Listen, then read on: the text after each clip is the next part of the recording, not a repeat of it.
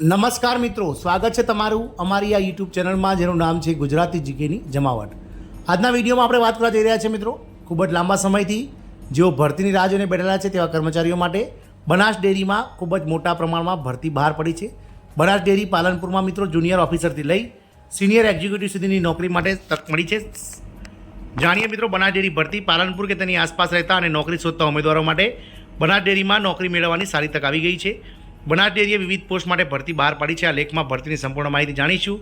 ઉત્તર ગુજરાતમાં રહેતા અને સારી નોકરીની રાહ જોઈ રહ્યા ઉમેદવારો માટે સારા સમાચાર છે. ગયા અઠવાડિયે બનાસકાંઠાની સૌથી મોટી દૂધ ઉત્પાદક મંડળી એટલે કે બનાસકાંઠા જિલ્લા cooperative milk producer union limited Banas dairy દ્વારા વિવિધ પોસ્ટ માટે ભરતી બહાર પાડવામાં આવી છે. બનાસ ડેરીએ આ પોસ્ટની ભરતી માટે સત્તાવાર જાહેરાત આપી છે. જાહેરાત પ્રમાણે વિવિધ પોસ્ટો માટે ઉમેદવારો પાસેથી અરજીઓ મંગાવવામાં આવી રહી છે.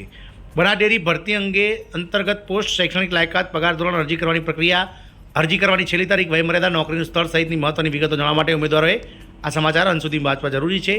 વાત કરીએ તો બનાસ ડેરી સંસ્થા છે, નામ પોસ્ટ જુનિયર ઓફિસરથી લઈને સિનિયર એક્ઝિક્યુટિવ ઓફિસર સુધી કુલ જગ્યાઓ જાહેરાતમાં ઉલ્લેખ કરાયો નથી, પરંતુ નોટિફિકેશન બહાર પાડવાની તારીખ 29/5ના રોજ નોટિફિકેશન બહાર પડી ગઈ છે.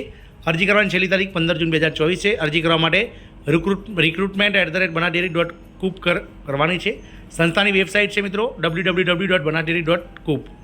જોબ કોડ છે મિત્રો BTVOJOOSOJEESC 2024. બનાસ ડેરી માટે પોસ્ટની વિગત તો બનાસ ડેરી દ્વારા જાહેર કરેલી પોસ્ટની વાત કરીએ તો આ ભરતીમાં અંતર્ગત trainee, veterinary officer, junior officer, senior officer, junior executive, assistant executive અને સિનિયર એક્ઝિક્યુટિવની પોસ્ટ માટે ભરતી થશે. જાહેરાતમાં આપેલી જણાવેલ માહિતી પ્રમાણે લાયકાતની વાત કરીએ તો ઉમેદવારો BVSC અને AHM MBSc કરેલું હોવું જોઈએ. આ ઉપરાંત ઉમેદવાર સંલગ્ન સંસ્થા કે સરકારી સંસ્થાનો અનુભવ 1 થી 15 વર્ષ કે તેથી વધુનો ધરાવતા હોવો જોઈએ.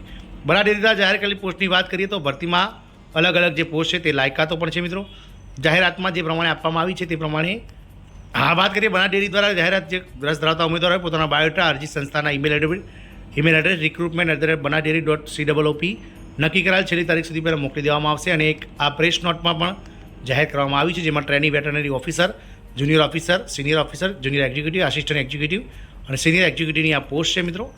આમ બનાસ ડેરીની લાંબા સમયથી રાહ જોઈ રહેલા ઉમેદવારો માટે આ ભરતી ખૂબ જ સુખદ નીવડે તેવી આશા છે. જય હિન્દ, અસ્તુ.